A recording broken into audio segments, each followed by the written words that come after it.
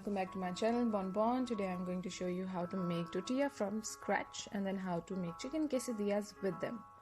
Start by adding salt and baking powder to your flour, and all the ingredients with the quantities are in the description box below. Now add in your canola oil. You can use olive oil as well. Mix it all together. Now start adding your water.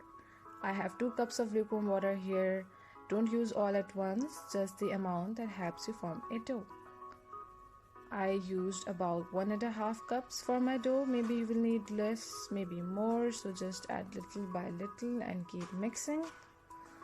Now don't forget to subscribe to my channel. I upload 4 videos a week, so do subscribe. Now switch to your hand once it gets harder to mix with a spoon and knead it into a dough. Once it all combines, knead for about 5 to 8 minutes or your working surface. We don't want our dough to be too tough or too wet, just in between is perfect. So stretch it out and bring it back in.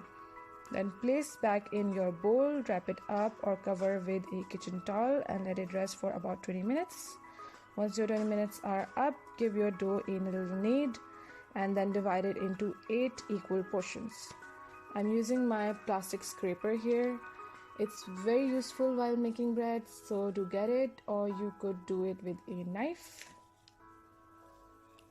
Then roll them up into balls and set aside with plastic wrap on top so they don't dry out. Now roll out your dough balls wafer thin, as round as you can manage. Place the tortilla on a hot pan or skillet and cook it on both sides on medium heat for 30 seconds or until it starts to brown. Store your tortillas in a damp kitchen towel so they don't dry out. Now marinate your chicken with salt, garlic powder, cumin powder, chili powder, or dried basil leaves. You can use oregano as well. Mix it all together. Now pour some oil in your pan and fry your chicken.